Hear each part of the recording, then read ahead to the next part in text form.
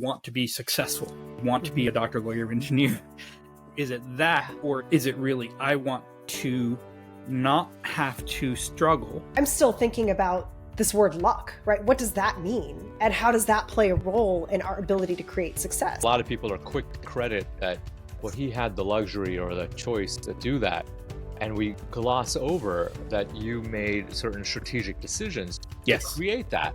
Right. And we're excusing ourselves for not having that. We forget that we had the responsibility or we have the agency to create that for ourselves. To many Asians, silence means, hey, I am respectful. To many Westerners, silence means I am disrespectful. Yeah. Dinesh, the world is so small. I think it's small. Do you think it's small? I think it's small all the time. You end up meeting people from all sorts of walks of life, and then randomly someone will reach out to me, like I shared before the last episode, and tell me that they are related to one of our guests, and I hadn't talked to this person for like 20 years. It's crazy how the world gets small, but then when you make those connections as to how they're small, man, to your point, right? Some of the coolest things happen as a result. And that is exactly why we're sitting here today. Is today's guest is a connection from a previous Happy and Human guest, Dr. Payal Berry, who is the empathy girl. The Indian empathy girl is what I'm going to lovingly call her. But she is the reason that today's guest, Paraag Maddiwar, is on the Happy and Human podcast. And we're so excited, Parag, to have you. Thanks for being here. Thank you so much. Appreciate it. Yeah, Appreciate the pile of invite. berries, right? Is that how she introduced herself? To pronounce her Pile name? of berries. Pile of berries. Exactly. She never told us which type of berry. Is it a blueberry, raspberry, strawberry? There's so many choices, but Lots of A strawberries. medley. A Medley of berries. So Parag, welcome to the show. We're excited to have you here. Seema, tell us about who Parag is and why he's so important and why we gave up an hour and a half of our lives to hear from this brilliant man. I'm going to do a very short share of that because anybody can Google Parag. I want Parag to actually give us the non-Googleable intro, but how I know Parag is, of course, through Payal. But Parag and I worked together and partnered when he was at SACE, so Society of Asian Scientists and Engineers. We met during the pandemic, and Parag was basically spearheading this initiative to close what he calls the Asian leadership gap. Mm-hmm. And so I'll let Parag tell you guys all about what that is. Yeah, the non-Googleable, I suppose. Paraag Maddiwar. I live in Cincinnati, Ohio. I grew up in Eastern Kentucky in the middle of nowhere. My parents come over in the 60s. The Immigration Act of 65 allowed my dad to bring my mom over and, get a green card and all that good stuff. Lots of history there that is really fascinating that I've learned in this last job, by the way. But I grew up in the middle of nowhere in Eastern Kentucky. We were the second Indian family. My dad moved there because it was more or less a medical desert. He was the first surgeon in the area. It was a different place to grow up. Of course, I had never grown up anywhere else, so I didn't know it was different until I got to college in New York City, and all the other Indian people were like, "What? You grew up where?" And I'm like, "Oh yeah, I guess it's different, huh? Look at that." I was a good Indian boy, and excelled in high school, grade school, high school, straight A's and all that stuff, and in college as well. Somehow, I have no idea, but did really, really well in college. Chemical engineer, worked for Procter and Gamble for 20 years, and kind of got on this leadership path while at Procter. The Asian ERG, I don't know if your listeners know what ERGs are, employee resource groups. Mm-hmm. Think about it as like a campus club, except in the workplace. The Asian ERG at Procter was pretty advanced for that time, especially in the late 90s. And I was struggling at work, and it was probably the first time I've really struggled academically, professionally, whatever, where my peers were outpacing me. I was stronger technically, but leadership, this elusive leadership, what the hell is leadership? Because you can't really put numbers on it, right? I wasn't seen as a good leader. And it wasn't until training that I had as a result of the Asian ERG that things actually started clicking for me.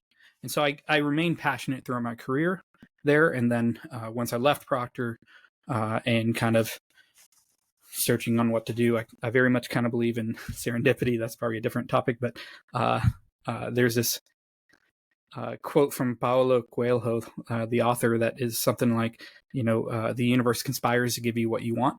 And I believe my job at that I landed at SACE was very much in that vein of giving me the platform to help and help other Asian ERGs around the country access training that is designed for our community to help us be better leaders, better people, better, and really meet our potential. So I went on a totally different tangent, potentially, don't know, but that's who I am. And so now I'm trying to figure out what's next for me. I've got some ideas, and we'll possibly talk about that a little bit later, I suppose. But yeah, in a nutshell, I live here in Cincinnati with my partner and 3 dogs and 3 cats. It is a ton of books. And a ton of books. This is probably a third, a quarter, maybe a fifth of what's in the house. And I take no credit for this. My books could fit in one of those. These are all Julia's. These are all my wife's. She is an avid reader. So yeah. Wonderful. My mind is still stuck on, it's funny because I've heard this for the first time in this way back in September. This idea, you said it differently, but that the universe actively contrives for you to succeed. But I love how you said it, which is it's conspiring to give you what you want. Yeah. And I that nuance is very different, because for me, it's like, yeah, if you, and we're going to get into belief and want, conscious want versus subconscious want and all of those things. But if you're sitting here saying, I want the title and the job and the money, it is possible to get it. But if that's not what you really want, that also is possible and okay. And the world supports that choice and that decision. But what I love about what you're here to talk about is that identifying, first of all, what that want is, and recognizing the choice that we have. There are options on the table that we may not immediately know are there. But then really taking the circumstances, which we want to say are the entire reason why we haven't gotten what we want, and really helping us rethink and challenge that so that we can see actually that the universe is conspiring to give us what we want. I love it so much. Yeah, there's an aspect of I was reading just yesterday about luck, right? And the people who are lucky are high achievers who work hard, but also have the open mind to identify opportunity as it becomes available. Yeah. For those who wait for luck to happen to them, they are the unlucky ones, because they are expecting the universe to magically, and yeah, sometimes it happens, lotteries, whatnot. Well, lotteries, you still have to buy the ticket. Right. But the people who are waiting for it to come to them, they are going to be the unlucky ones, because they're not doing their part. Yeah. Right. Yeah. And I think that's part of it, is you've got to put it out there, and which turns on your own brain to even identifying opportunities in some cases where it's not obvious, right? It's layered. It's like, hey, I want to, if you put out there that I really want to get active in marketing, right? Yeah. And then your brain is thinking, oh yeah, marketing, but I'm in manufacturing. But you meet somebody at a bar who knows somebody at a bar, or who connects you with whatever, and they happen to work for this firm or this whatever, and oh yeah, marketing.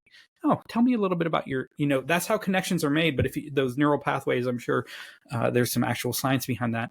But you have to kind of, you got to initiate it such that you're even open to that possibility, right? Yeah. But let's talk about that a little bit, because I agree with some of it. I agree with not some of it. And I don't know whether I agree or disagree with some of it, right? I'm like all over the place. So what I fundamentally believe is that, a lot of us, we don't know what we want. And it's hard to parse that between, we know what we want, but we've changed what we want at some point, right? Those are two separate things. Like, one, you don't know what you want. One, you're not sure what you want, and now you've changed it. But at some level, we're all either a belief or a believer, right? And when we're a belief, it's something that we've internalized from outside, right? You are this, you're that. This is what a good Indian boy is. This is what the ideal path looks like. This is what success looks like. Those are all beliefs that we have. And to get the things that we want, we actually have to set aside those beliefs and become believers. And believing that we are capable of getting somewhere with a little bit of hard work, with a little bit of opportunity, with a little bit of timing, things like that, and take back an awareness of how much of that is in our control. So am I going to go out on a limb and say luck doesn't exist? No, I actually won't say that, right? But does luck play such a large role in the things that we don't get? I think that might be a crutch for a lot of people to say, I didn't get lucky in this. And maybe luck plays a smaller role in how much our beliefs hold us back and how much we're willing to be believers and even try. Because a lot of times we're quick to discourage ourselves out of something. Like we find all the reasons it wouldn't work. And then it's almost like a woo-woo manifestation journey to say, well, why would this work for me? And we then come back to saying, well, I'm not deserving of that because I'm not lucky, right?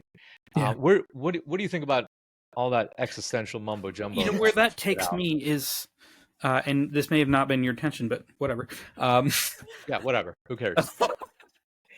Where that takes me is more of a, how specific are you in what you want? Because if your belief is, as a good Indian boy, I was supposed to be a doctor, lawyer, engineer, right? Probably in that sequence. I got 2 out of 3. A lawyer and engineer. They got all 3 here. You got 2 out of 3 correct. Nice job. And I attempted to compensate by marrying a doctor. There you go. Hey. And I'm not sure that I even scratched the surface of being a good Indian boy. But if you're highly specific on what I want to be this at this school, in this department, in this university, in this whatever it is, hey, it's a lot harder for luck to happen. Yeah. Right. But instead, if you're thinking more about the experience or the contribution, or it's not necessarily I need to be at a top 50 top 50 organization, but what I'm looking for is an opportunity to contribute in this way, to develop this broader skill set. Then maybe it's a little bit more of a combination. Maybe that kind of falls with what you're saying with belief and believer, but that's where my head went to. Is if you're highly specific, well then, hey, there's only one president of the United States. If you're overly specific, then that's going to be a lot harder to come by. I know we also wanted to talk a little bit about success models, right? And what does that mean? So I want to be successful, right? I want to be a doctor, lawyer, engineer. Is it that, or is it really I want to not have to struggle, potentially as our parents did, right?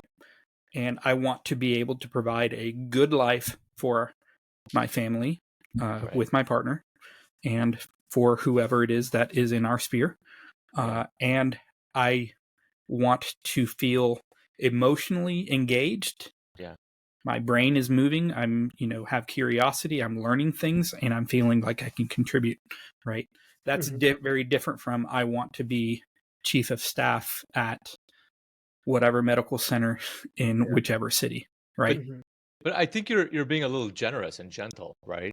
I think sometimes it's I want to be a doctor, I want to be a lawyer, I want to be a partner at a law firm, I want to be chief of staff, whatever you want to be. Sometimes it's so that other people think of me in a certain way. Certainly that's how the auntie network works, is being able to one up or brag about your kids. Yeah. Well, and I think, I'm still thinking about this word luck, right? What does that mean? And how does that play a role in our ability to create success? Because you can follow this subscribed path that all the aunties and uncles will celebrate. And, you're not the black sheep of the family. You're the one who went to school, got the grades, married the person that, is approved, pre-approved, if you will, and you did all the things. And the aunties might say, oh, you're so lucky, to your mom, right? Saying like, oh, your kid did what they were supposed to do. And meanwhile, you as a child are like dying inside. You're suffocating. Yeah. And to me, that's not luck. And so when I think about luck, I think of it as not so much a real thing as it is, am I capable of seeing? It's an ability. Am I able to see opportunity and cultivate belief in my own self-worth and my capacity to take that opportunity, that, to discern whether or not I want it or not. And if I want it, to be able to wholly immerse myself in it with joy without compromising my identity outside of that singular want. Mm. Yeah. Yeah. I think that's right. And I think, if I were to go back and revisit what I said about luck, I think luck definitely exists. Like, look, we've all hit the lottery in some way or another, right? I think more what now that my mind is sort of gelling around this concept is that luck should not be the excuse for lack of effort, right? Luck should not be the reason that we give up agency and say, well, I'm not lucky. I don't know. It's not for me. Whatever flavor of it is, it should not excuse us from believing or trying. The rest of it, I think luck has a role. Luck plays a part in where we actually end up. But I think sometimes we use luck as a reason to excuse ourselves from feeling the things, doing the things, trying, or even dreaming a little bit. Yeah. I like that. Yeah. That. I agree with you there. Yeah. I agree with you there. And that kind of plays into even the work that I was doing is, for many Asians. And, one of the things that we were working on, that I was working on at SACE and intend to continue forward is what we come to call the Asian leadership gap. The statistics behind that and the Asian leadership gap, when some folks at Ascend Leadership have done some wonderful research over the years and have found very little change over time, which is problematic. But the Asian leadership gap, essentially at the executive levels, Asians, and this is Pan-Asian, so not just South Asians, Asian representation at the executive levels, VP, call it VP and up, is a third of what the representation level is within the overall organization, professional levels within the overall organization. So there is this gap. Now some of it is time based, right? You can't just snap a finger and all of a sudden, equal representation throughout the entire ladder. Some of it is time based, but there is something bigger going on. Yeah. And importantly, at the middle management level, Asians are 50% currently 50% less likely to get promoted than our white counterparts. For many Asians, and potentially even myself for a while within the workplace, they see other people getting promoted or whatnot. They feel either like victimized or they feel like it's a luck thing. I'm just unlucky, without taking the opportunity to take agency, as you were talking about. And I've certainly found that there's an awful lot of agency to be taken. Yeah. And it's about trying to figure out how to get access to that, to enable that mind shift change on what is success and what is leadership, so that you can even go down that path to begin with versus just continue doing what you're doing and hoping that something will change. Well, let me ask you a couple of questions to make sure that we're all on the same page, right? We're talking about the Asian leadership gap, and to my mind, that means that there aren't, as many Asians in leadership positions, right? So my first question goes, compared to the regular population, right? I think Asians account for 7% of the U.S. population, and as of 2024, 55% of top company CEOs, Fortune 50 CEOs, were indeed Asian, right? And the sort of glaring statistic in my mind is when you have a mismatch between your general pro rata population share relative to whatever area you're comparing, right? So let's just take African Americans, for example, and I don't know the numbers, but let's say they make up 40% of the population, but they're 1% of CEOs of Fortune 50, 500, whatever. Yeah. So help us understand what you mean by the Asian leadership gap in context of our makeup, or South Asians or Pan-Asian, whatever, Sure.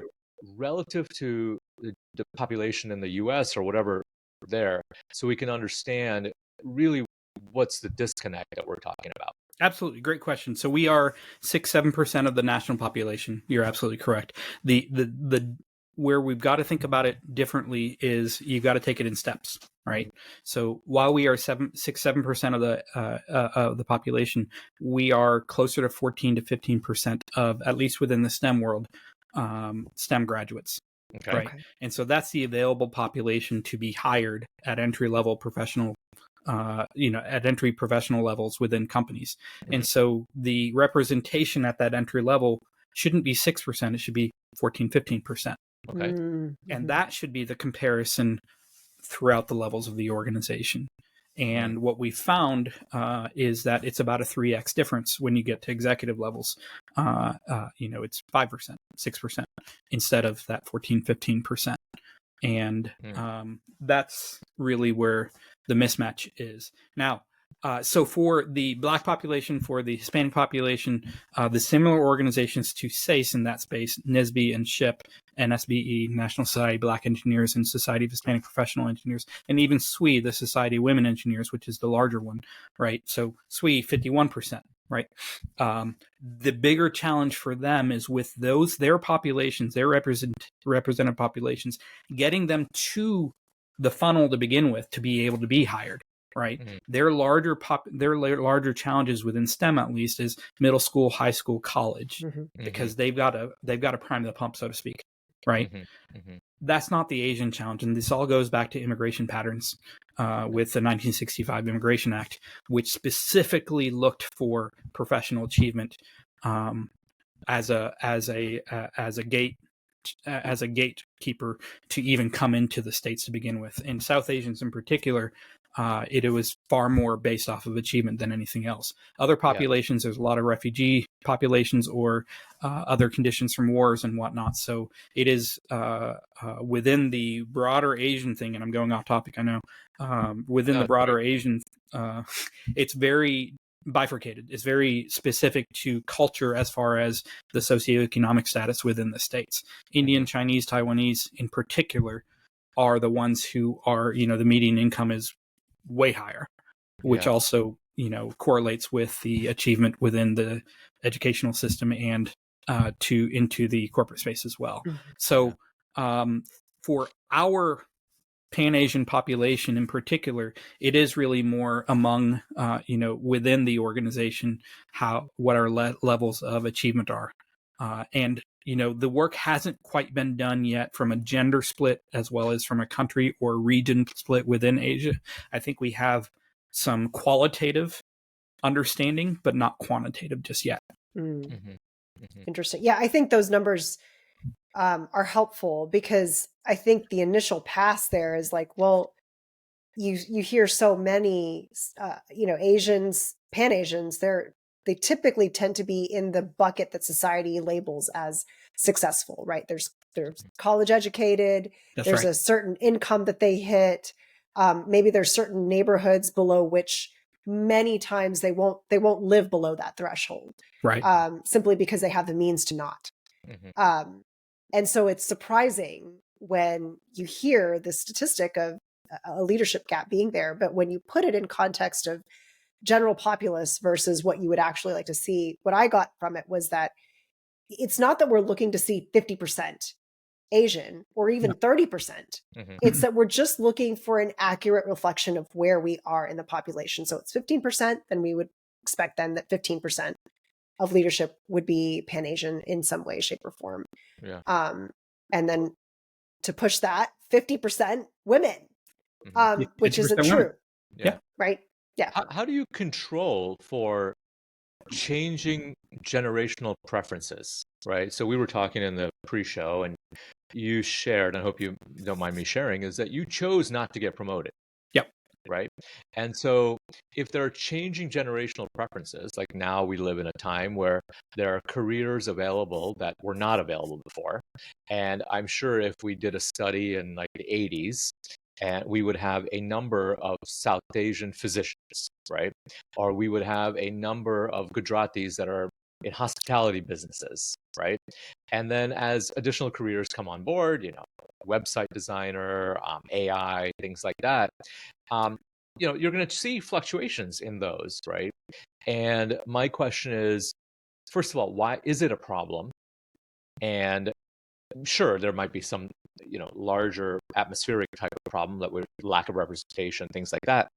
But how do you control for just changing generational preferences? And do we want to um, sort of create a problem that we need to have 50% of women representation? We need to keep Asians at whatever our general population is at 14%. But really, people aren't interested in being leaders anymore. People are, That's not right. interested in going to med school or law school or things like that. Or no longer, I saw my dad own a Holiday Inn. I don't want to do that. And so Yeah. you're going to have sort of those declines that are natural and chosen not because of some boogeyman or systemic exclusion that's happening. Yeah, it's a great question, and moving forward, actually, it's going to be really, really hard to continue getting the data, simply because of the landscape we live in. But not only that, even if you just look at the data to begin with, of year over year, the number of new grads who are identifying not with a particular ethnicity, because mixed is such a thing. It exists so much that it's going to be increasingly hard. I think instead of focusing on the data and we need to get to X or Y, it's really more important to what is the data, what insights are the data giving us that we can take action on. And so I wouldn't necessarily say that the goal has been and should always be pure equality in all cases or whatnot. I think it's really more important to look at it as from an insight standpoint, and okay, what can we do?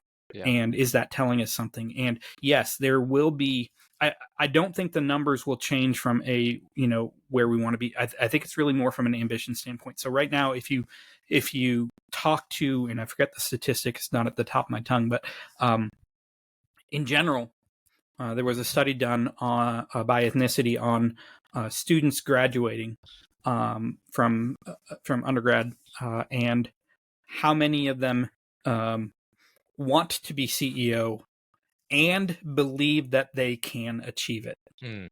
Right? Yeah.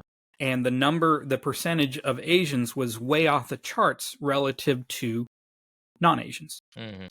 Just because we were raised believing that that's the success model and we can do whatever we need to do whatever we can to get there. Yeah. I think that ambition number is going to change. Right. Because that's an unhealthy, right? That's an unhealthy level of expectation, and it's also not reality based, right? Granted, we will always, as a society, always aspire for more than what we have, and that potentially might be healthy. But there's definitely a bit of unnecessary tension within our community on what success is. Right. So I think that will change. Yeah.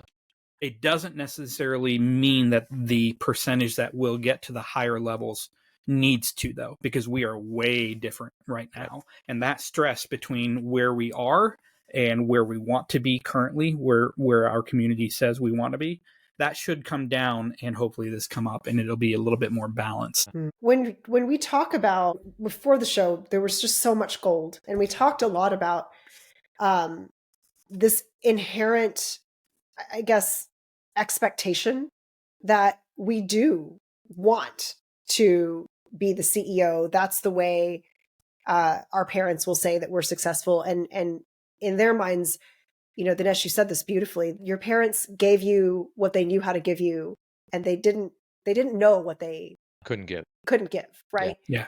So in their minds, they're saying, well, if our kid is at this level, then we've succeeded and our sacrifice was worth it. Yeah. And I don't think that most of our parents were conscious of this idea of happiness or even fulfillment, peace of mind. It was subconscious to them. They couldn't quite articulate it. And so what's more tangible than something as amorphous as joy and fulfillment is, do they have the title or not? Right. Right. And then culturally, we layer on what cisgendered males and cisgendered females and their roles are supposed to look like. So talk to us about what this actually looks like, this Asian leadership gap, layered on with parental expectations versus our own ambition and the current landscape. Taking all of that into consideration, you've done so much work through already, right? And work that you're looking to continue forward. So to make that more tangible for the listener, how's that showing up? Yeah. So, certainly with the work I've done, there's been a lot of just elucidation of what does success mean. And through my own career and me deciding I don't want to be promoted again and even choosing to go work in the nonprofit sector, plenty of people just on a personal level have asked me, wait, you're advocating leadership. You're advocating, helping us get to higher levels, yet that's not even the path that you took. Yeah. And that's very true. There's an element here of just deciding what success is to begin with. And for those who do decide that success is the VP level, well, then, great, especially if they have the capacity and capability to get there, then where we can help them understand in their language how to get there, wonderful. At the same time, helping people understand why they want to get there. What's driving that? What's their reason for it? Is it just this predisposition that's been baked into us about what success is? Or is it actually something different than that? They actually want to deliver that. And, the success model regarding that our parents put into us and, that we reciprocate regarding wanting to value and honor their sacrifice by remaining obedient. There's really the sacrifice that they made is giving us, or the benefit that they've given us is more the power of choice, right? Our communities back home are heavily populated, resource constrained, so they have necessarily had to have a scarcity mindset. And that's just not the case to the same extent in the West. And that opportunity, it's not the opportunity for achievement really that they've given us only. It's really more the opportunity of choice of, hey, you can have a middle class lifestyle that is extremely comfortable. That is extremely valuable. You're not working, you have holidays, right? My family back home, they have no idea what a holiday means because that's never been a thing. If the shop is closed, that means there's no income, period. So it's only relatively recently that they've even thought about taking vacations because that just wasn't a thing. And so when you're moving from that type of mindset, and they were very much considered middle class. When you're moving from that type of mindset to what we consider middle class here, it is so different that they don't know that it's very hard to translate that into success, into life in general and choices, because those choices didn't exist. Even the British educational system for figuring out how you become a doctor or a lawyer or an engineer, it's entirely dependent on grades. And so that's a Western thing that's in India, right? Hey, if you are in the top whatever percent, automatically medical school. Next percent, automatically this school, automatically this school. It's not even a what do you want to be? It's everybody wants to be a doctor, right? So I think that opportunity of choice is really that is really the gift that we've been given, and that in many cases, not only do our parents not know that, we ourselves don't know that. And so it's critical that we ensure that our kids have that visibility and understanding, because that's really the promise of what we have living in the nation we do. Yeah. Well, Dinesh and I know your story, right? And you're talking about the opportunity of choice here. But for our listeners, can you share that whole opportunity of choice and how that came into being? Because I think that's going to give them important context of what does that actually look like? Yeah. So I got to a point in my career at Procter and Gamble, where I realized that I was looking above me and looking at the people above me and what the jobs that they were doing day in, day out, and recognizing, yes, they had definitely more success in the terms that we think about it from a money and power and title and whatnot standpoint. However, what I was seeing them do on a day in, day out basis and what their lives look like didn't look interesting or fun to me. It didn't look like something I wanted to aspire to. My financial needs were taken care of. I was fine. And so really, I was just like, I enjoy what I call getting my hands dirty in the data. It was, nerd alert, but I liked working with SAP. Yeah. I did. I loved tinkering with it. And I saw that one level up, I wouldn't get to do that anymore. Yeah. And I genuinely derived joy out of figuring out how to tinker with the settings in the supply chain to make different things happen with folks on my team or in neighboring teams, and solving problems that way. And I wouldn't be able to do that anymore if I moved up. And everything I did would have to be exclusively through other people. Yeah. Whereas at my level, a significant portion was through other people, but I still got to get my hands dirty. And I also, as it was, I was not enjoying the 2 a.m. phone calls or the litany of emails that were in my inbox every morning that I woke up with whatever, crisis du jour.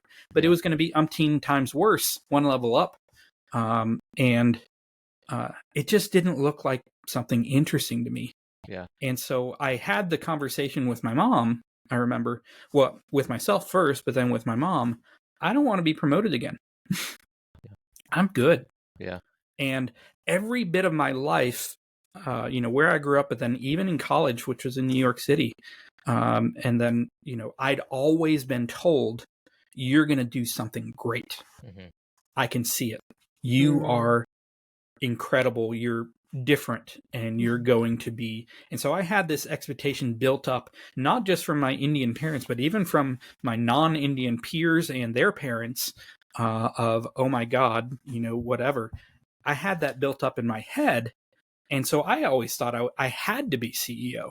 Yeah. Because freaking everybody's been telling me that the entire time, and coming to terms with that's not actually what I want. And then, sharing that with my parents, with my mom, my dad, for whatever reason, he immediately got it. But my mom, she was just like, well, no, and her mind went to, what am I going to tell the aunties?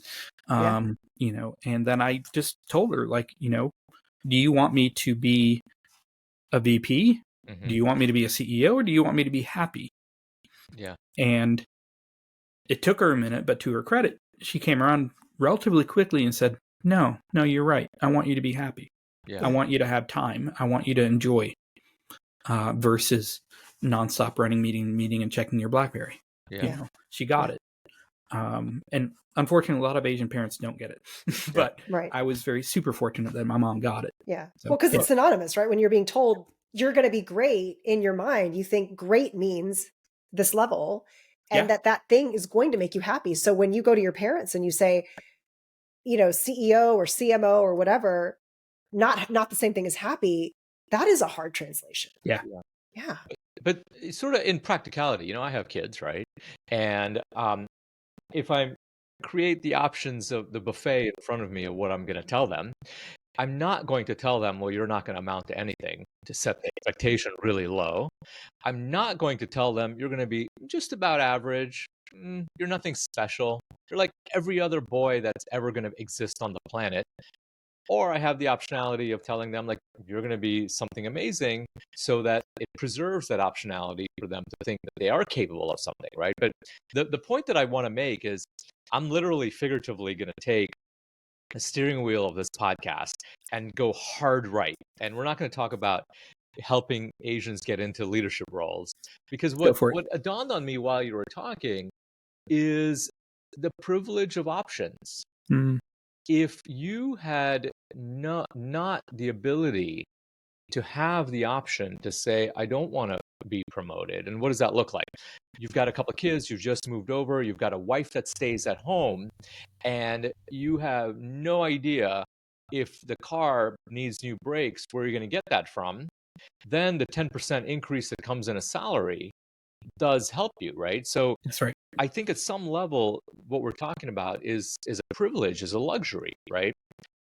If you're the breadwinning spouse and you have a spouse that can stay home, that is a luxury to stay home.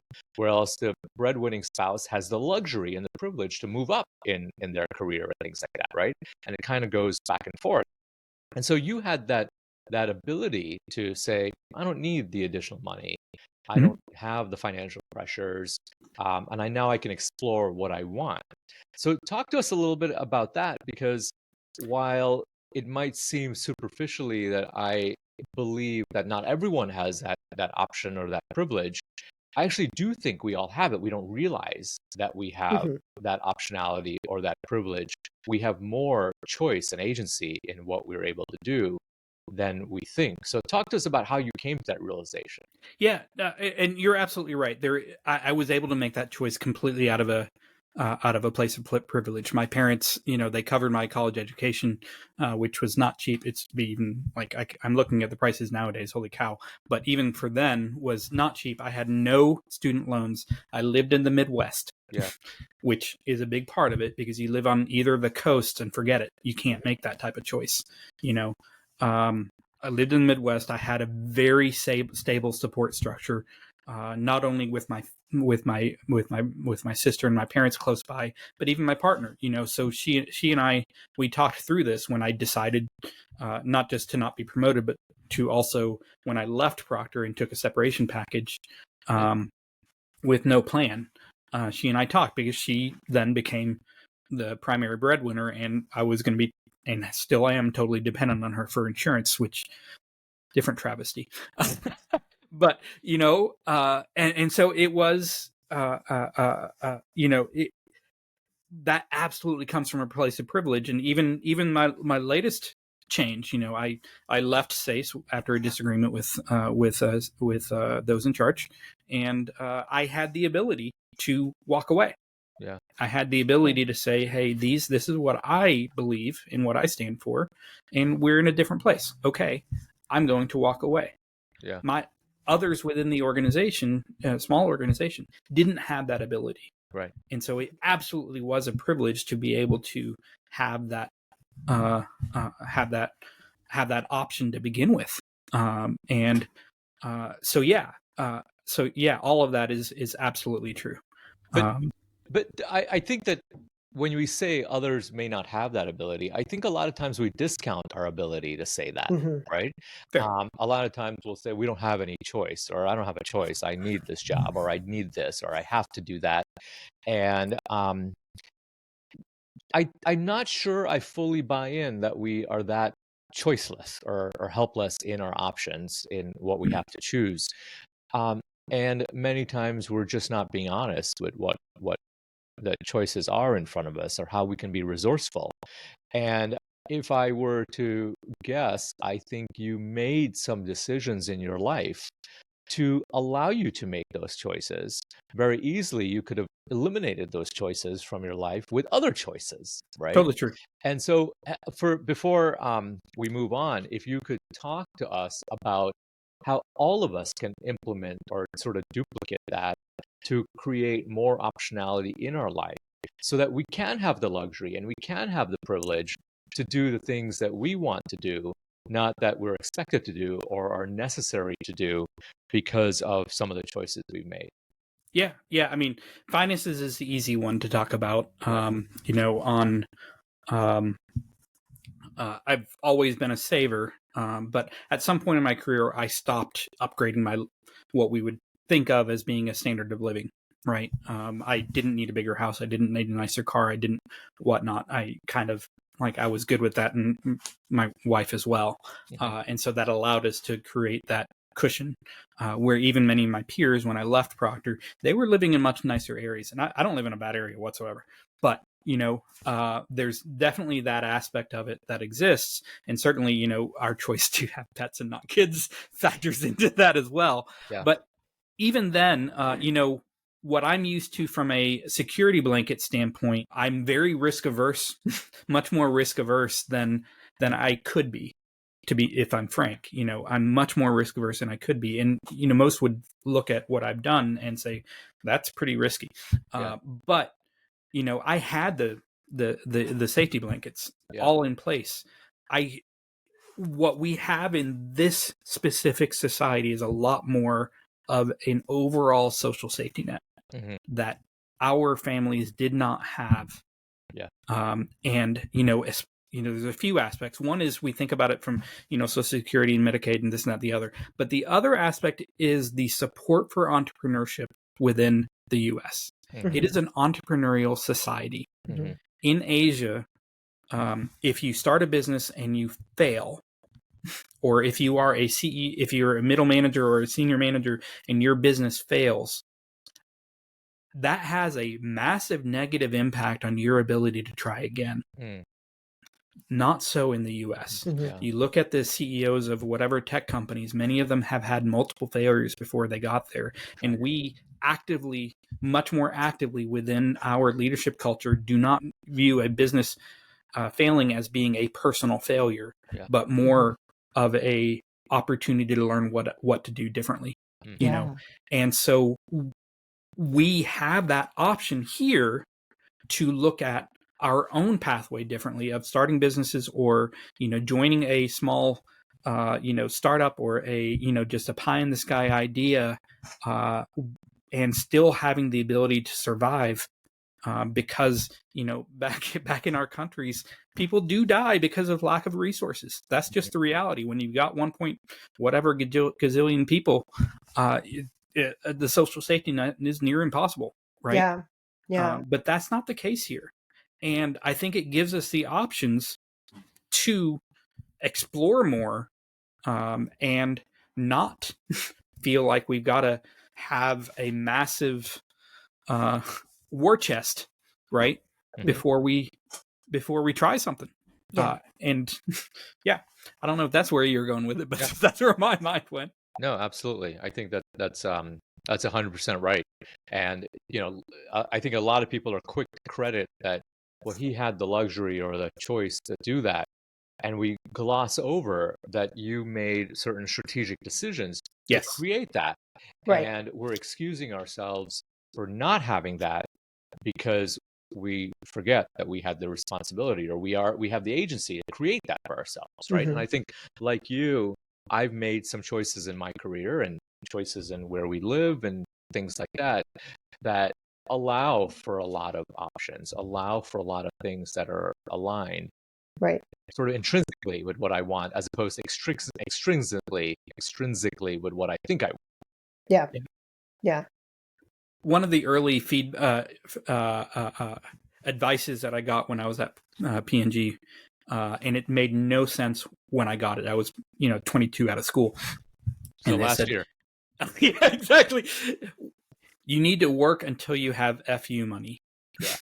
Is what they told me. And I was like, what do you mean? That makes no sense whatsoever. And especially for my brain at that time of thinking what achievement and success was, of making it as high you can and be there for 40 years and work until you die, made no sense at all. It made far more sense as time progressed, as I started to understand and even think about purpose, dharma, right?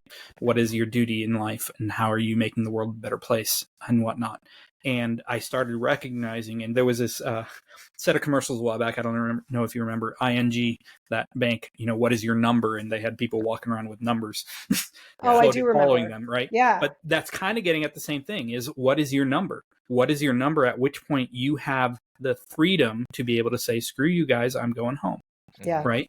And looking at it from that mindset, financially at least, and making choices so that you've got that war chest, that backup plan, that safety plan to be able to make your own choices, is incredibly freeing from a mindset. And I think plenty of people, and even within the Asian society, we don't like the idea of having financial advisors because we see it as a waste of money, or we could do it better ourselves if we just put our own mind to it or whatnot. But we lose the objectivity of a third party telling us, hey, you've made it. You know, my financial guy, non-Asian, he has lots of Indian clients as well, and he tells me actively that, you know, has told me that, you know, he has no problem with his Asian clients saving money. He's actively trying to convince them, hey, you can spend. Yeah. It's okay.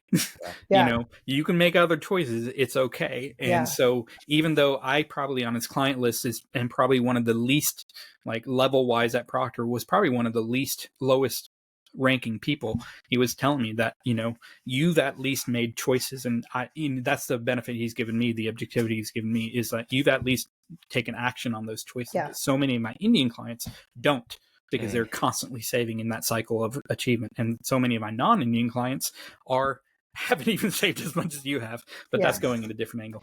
Well, and I think, you know, really this idea of privilege, right? And you know, Dinesh, even going way back to when you said, well, if you have one spouse that stays at home, that's a privilege. Maybe not. I mean, I know teachers who have to stay at home from the decision that they make is that it is more financially, makes more sense for them to stay home because the cost of them going to work actually, you know, is less than the cost of childcare. Yeah. So, right, like they're not going to earn that. So it just really depends on your perspective. But what I wanted to get at here is people tend to look at and hear the word privilege and they dismiss it like it's wrong or like it's not accessible to them. You know, like the people who have it are somehow unicorns in this world. And I have to say, I think that in and of itself is exactly why they feel they don't have privilege. Because at the end of the day, yes, we have these other security blankets that Paraag, you mentioned, right? But we actively take away other security blankets. We chase the bigger house, the nicer car, you know, insert anything here. We were talking about new restaurants in Cincinnati, right? And people make those choices, and we want to believe that the choices we're making that are actually impacting our lives are the big ones. Do I take that promotion or not? Do I send my kid to a private school or a public school? But I will maintain that I think the choices that actually matter when the rubber hits the road are those ones you likely aren't even giving yourself enough space to recognize how powerful they are. And I'll give you an example. The other day, I'm traveling a lot lately, and the kids are busy with their end of school year stuff. I, in my overachiever mind, said, I'm going to go to this networking thing. And then as the time came to go, I said, something in my gut just felt off. And I said, okay, I'm actually not going to go. I paid to be able to go to this thing. I'm not going to go. And because I know that my kids actually, they want me at this event that they have. And while, yes, dad is capable, dad can feed them, dad can get them there safely, dad can be fully present for them and cheer them on. And he cannot replace mom being there. And I think that there's a time in my life where I would have said, oh, I paid $200 to go to this thing, and now I have to go simply because I paid the money. Right? But when you step back, the abundance actually lies in, oh, I actually don't have to go. I see that as an option, not because the $200 is valuable, but because it's costing me an infinite amount in not being there, you know? So, but it's those choices that we're too busy pushing forward through to recognize actually how much privilege and opportunity we have. And by not taking the privilege, by not owning it, you're actually costing, which I think is on some level quite selfish.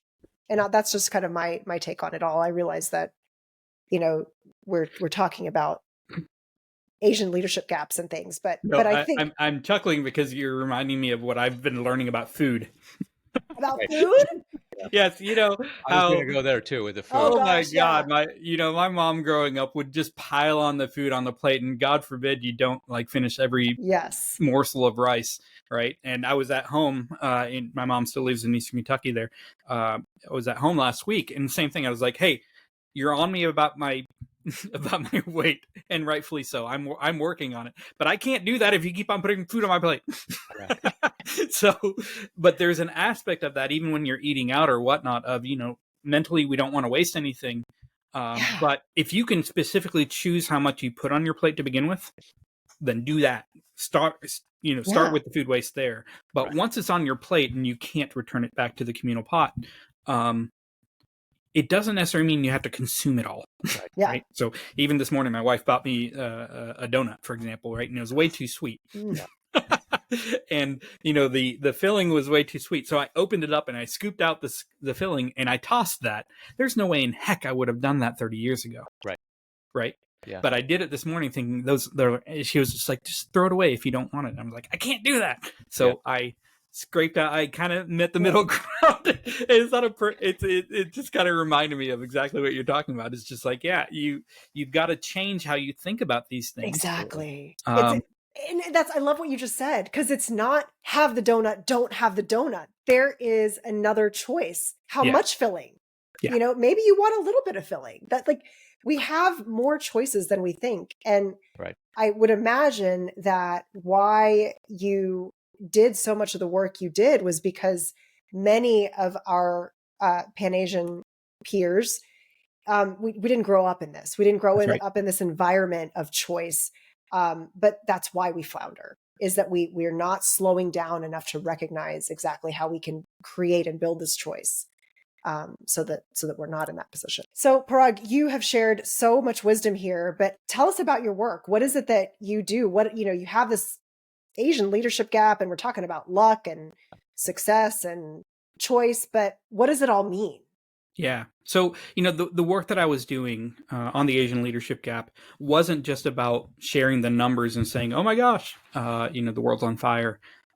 It's very much about, what can we do about it? Mm-hmm. Where's our agency in that? And, we found some consistency in practices that across many Asian professionals on that were traditional challenges. And I'll give you a couple of examples. One is, Dinesh and you and I were talking about the power of sports, right? Mm-hmm. But earlier, but it has to do with how we even understand what success is in the workplace. Initially, through college, through high school, through whatever, it's an individual sport, and you are trying to, get the highest score. But once you're in the workplace, it is more about teamwork versus individual achievement, and being able to not just focus on your own, but figure out how to collaborate and work with an overall team to deliver the project goals. And those types of skills are very different types of skills than what we've trained ourselves to do throughout school, right? And even understanding how those dynamics occur to begin with, it takes time to really understand that versus just put your head down and get your work done. Mm-hmm. So that's one element of even recognizing what success is to begin with. Mm-hmm. Then there's an element of even understanding how to communicate effectively. So there's this dynamic that happens in a lot of conference rooms where someone will say an idea and everyone around the room will say, oh yeah, that's a great idea, wonderful idea, rah rah, and pat them on the back. And a lot of times Asians are in that room saying, move on, got it, let's go. And they don't participate in the great idea. And a lot of Asians will get the feedback of, because they believe they're not adding value, so why speak up if you're not adding value? The team looks at that as being, they're not engaged, they're not participating, they're arrogant. And so the understanding of what silence means is polar opposite. To many Asians, silence means, hey, I am respectful. To many Westerners, silence means I am disrespectful. And so just even understanding the leadership landscape and what the norms are. And so you tell the Asian, the Asian professional, that, you need to be more engaged, or you have to, that you're coming across as arrogant or whatnot, and they have no idea what to do with it because they're speaking two different languages.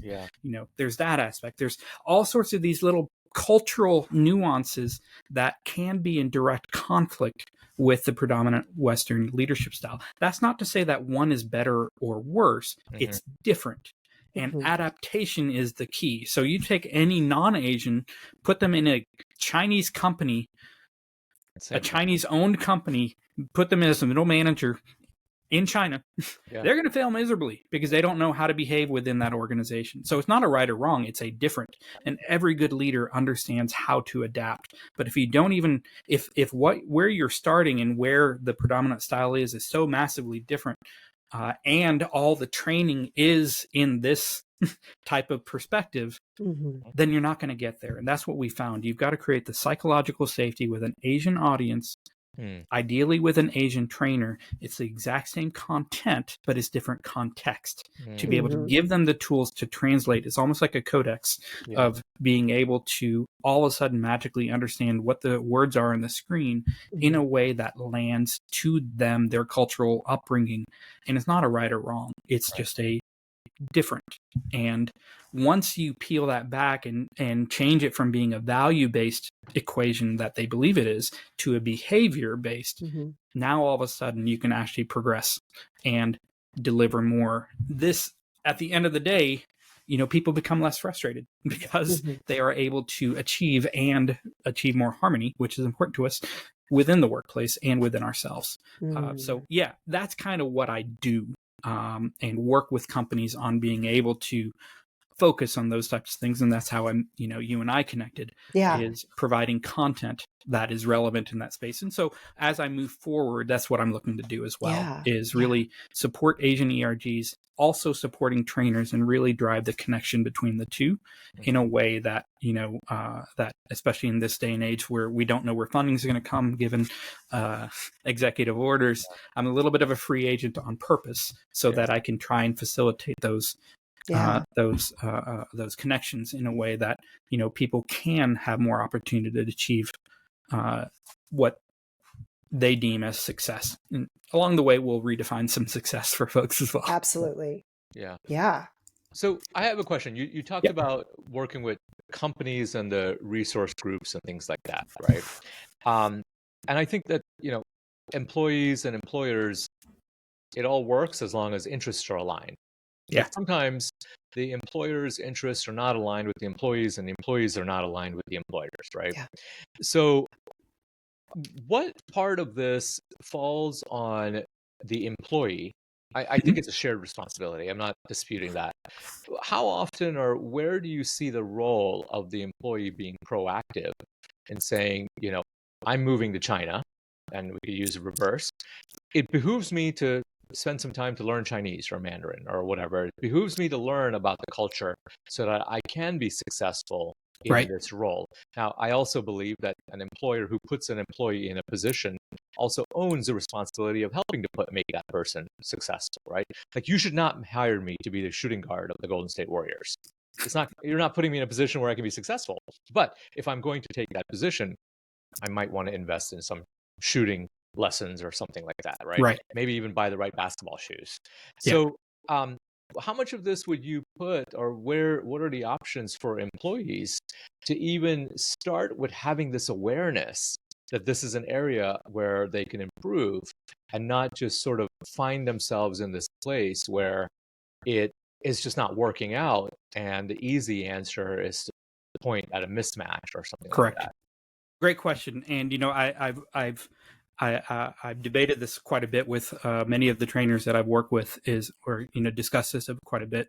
Awareness is step number one. But beyond step number one, so I do a presentation a lot of times for companies that is just, here's the facts and figures, here are the key root causes. And a lot of those, through that, explanation of those root causes, most Asian professionals and many non-Asian professionals, to be honest, can start relating to the points and understanding, oh, okay, I've seen that, I've experienced that. My whole purpose there is really for them to kind of open their eyes to the possibilities of what's happening. But for the true transformation to happen, they've got to have some skin in the game. Not necessarily financial. It sometimes helps because our brains, unfortunately, are sometimes wired that way. But from a time perspective, they have to be willing to put in the work. Yeah. and view the work, the workshops, the coaching, the whatever, the practice of it as part of their work. And so to do that, they have to get their manager involved. Yeah. And so many times with this type of stuff, a lot of agents will approach it as like not really work. And so they'll come to the workshops, but not really tell their manager, or it'll be in between meetings, or they'll be multitasking, or they're not doing pre-work or not doing homework or whatnot because they don't really see it as real work. If that's the case, they're not going to get anything out of it. They have to commit to it.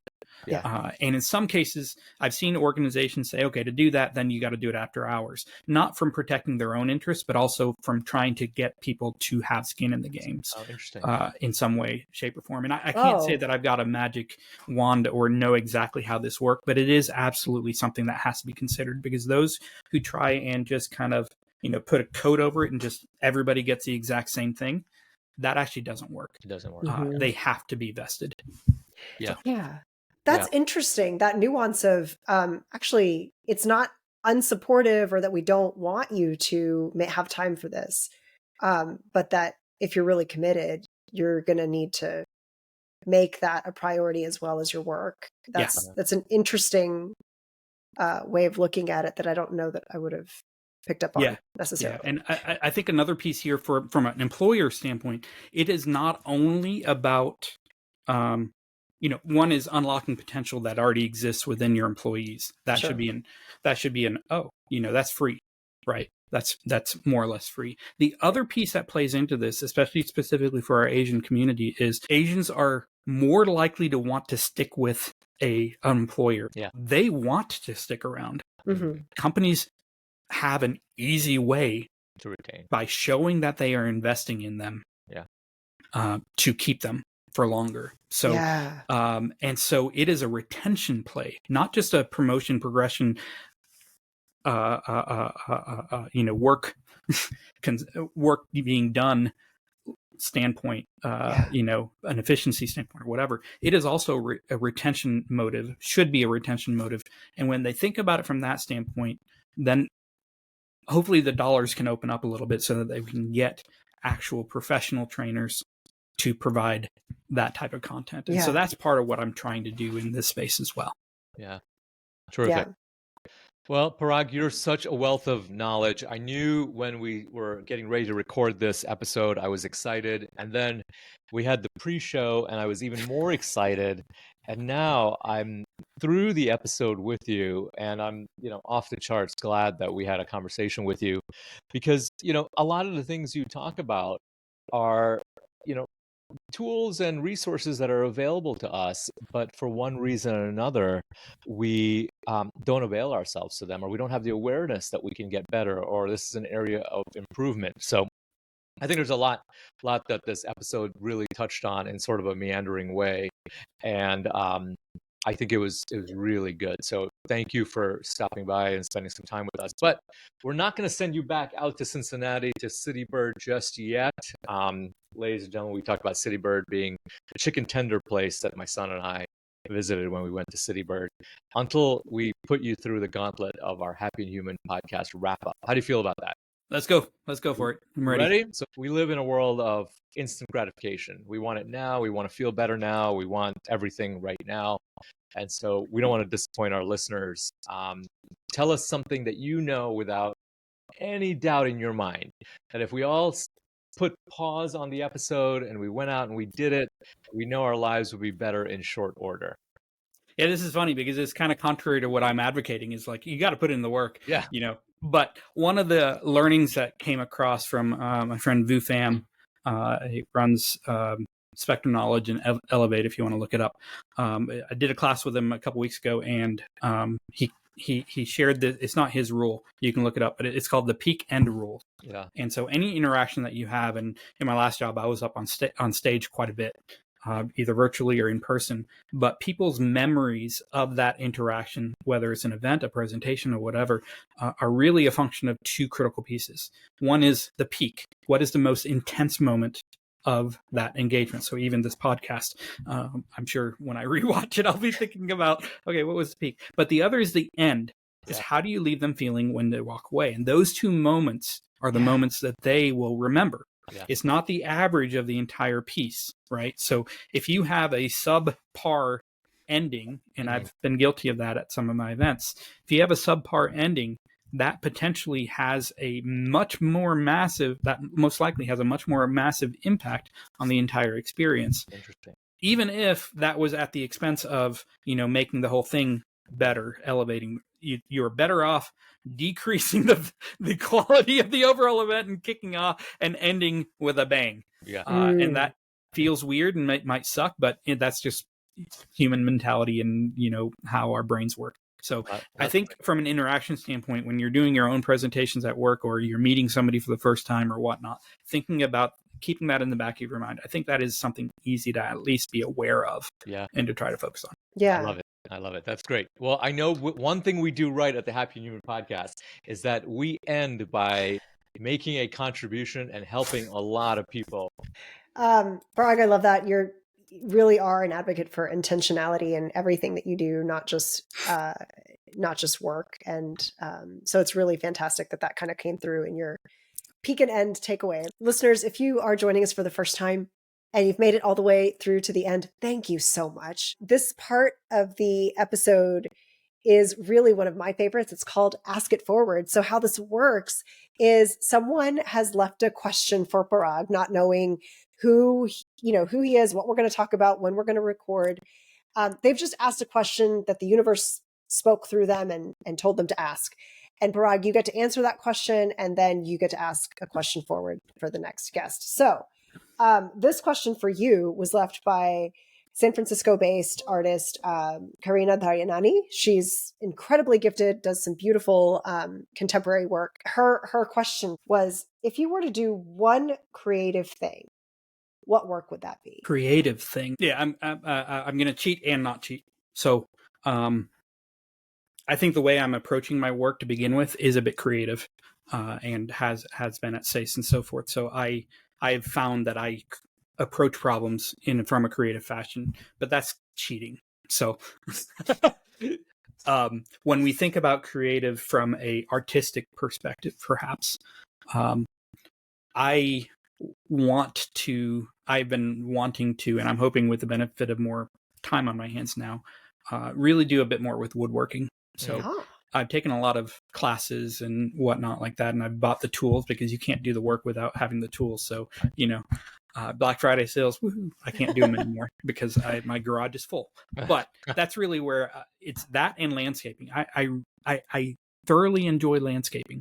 It sounds dumb, but I like mowing my lawn. I like pulling weeds. I like thinking about all of that. And probably landscaping is going to be higher up than woodworking. So it's tangible, right? Like tangible. You can go out. I actually had a friend. He's an Army Ranger. He's got a Purple Heart. Like this guy, he's not playing around at all. West Point grad, all the things. And he's like, when I have a hard day, I just want to go out into my yard and just pull some weeds. And there's a cathartic element of when that weed, the root releases and you pull it out. And I will walk by other people's yards and say, I got to pull that. And I don't, because I'm just like, the ring camera is going to grab me and I don't know what's going to happen. But, it's just like, anyway. Yes.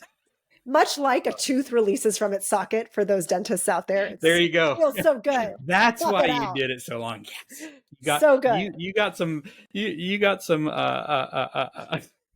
you got some joy out of. I did get some joy out of a whole tooth root. That's the worst, when a tooth root breaks in the socket and then you have to go dig for it. When it comes out cleanly. When it comes out clean, and then yes. Anyway, I could go on and on about pulling weeds because there's a lot of reasons why actually it's been proven to be really healthy for you to be out in the yard and pulling weeds. But okay, what question are you going to ask of the next guest? That was a great question. We kind of talked about this a little bit, but not really. But I love this question that comes out of Forrest Gump. Right. We think about that movie, but, I think the crux really at the end of the day of that movie, and he ends with this, but I don't think people recognize it, is it has to do with what Mama said is about life. Life is like a box of chocolates, meaning, it's all about choices. It's all about, your path is unknown, completely unknown.